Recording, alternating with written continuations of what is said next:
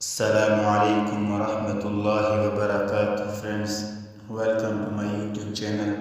مجھے امید ہے کہ آپ سب خیر و عافیت سے ہوں گے۔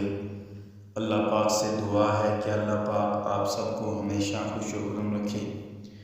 آج کی ویڈیو میں ہم بات کریں گے کہ رسول اللہ صلی اللہ علیہ وسلم نے قباء میں کتنے دن قیام فرمایا اور وہاں پر کس مسجد کی بنیاد رکھی اور اس کے کیا معجزات ہیں۔ جاننے کے لیے ویڈیو کو مکمل دیکھیں۔ تو شروع کرتے ہیں آج کی ویڈیو۔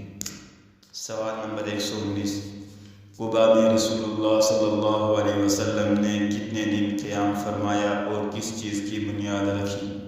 جواب، رسول اللہ صلی اللہ علیہ وسلم نے قباء میں 4 دن قیام فرمایا اور ایک مسجد کی بنیاد رکھی، اور اس مسجد کے سلسلے میں اللہ تعالیٰ نے فرمایا لَمَسْجِدٌ أُسِّسَ عَلَى التَّقْوَىٰ مِنْ أَوَّلِ يَوْمٍ، سورہ توبہ آیت نمبر 108۔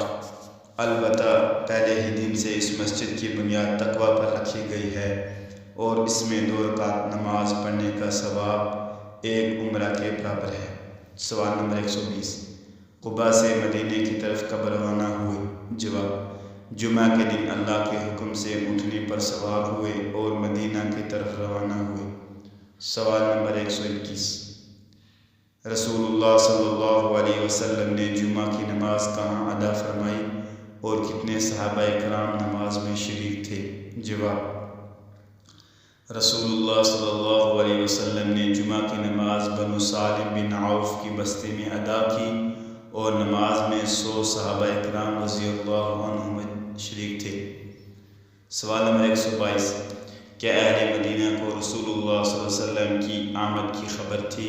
جواب، جی ہاں، اہل مدینہ روزانہ صبح سویرے شہر سے باہر نکل کر رسول اللہ صلی اللہ علیہ وسلم کی آمد کا انتظار کیا کرتے تھے، اور دوپہر کے وقت جب گرمی تیز ہو جاتی تو گھر لوٹ جایا کرتے تھے۔